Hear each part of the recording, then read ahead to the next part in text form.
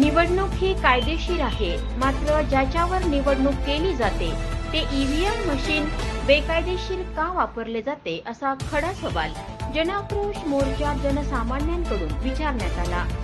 EVM बंद करून ballot paper, जातीनिहाय जनगणना, शाळा बंद, महागाई, बेरोजगारी अशा विविध प्रश्न घेऊन गोंडपिंपरीमध्ये जनआक्रोश मोर्चा काढण्यात आला।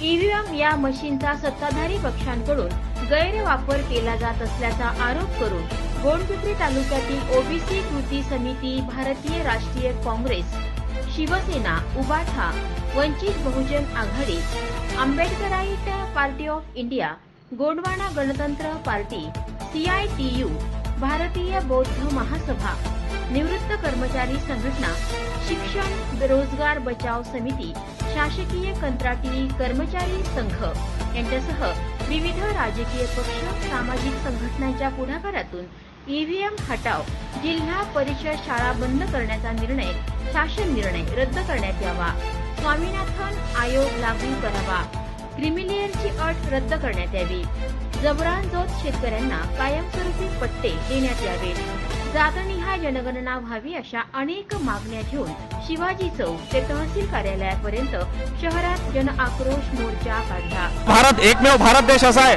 की ज्या भारत देशामध्ये ईव्हीएम द्वारे मतदान केले जाते आणि त्याचा परिणाम असा होत आहे की आज लोकशाही धोक्यात आलेली आहे। त्यामुळे ही लोकशाही टिकावी यासाठी ईव्हीएम हटाव देश बचाव अशा पद्धतीचा एक आम्ही आज या ठिकाणी नारा दिलेला आहे। सर्व पक्षीय सर्व सामाजिक संघटनांच्या माध्यमातून या ठिकाणी खरं तर आंदोलन होत आहे। सोबतच आम्ही पाहतोय या गोंडपिंपरी तालुक्यातील 24 मराठी शाळा या बंद करा असा शासनाने जीआर काढला। त्या मराठी शाळा वाचल्या पाहिजे, आमचा गरीब शाळेतला गावातील विद्यार्थी हा शिकला पाहिजे या दृष्टिकोनातून केंद्र सरकार आणि राज्य सरकारच्या विरोधात सर्व पक्षीय सर्व सामाजिक संघटनांच्या माध्यमातून या ठिकाणी आंदोलन होत आहे।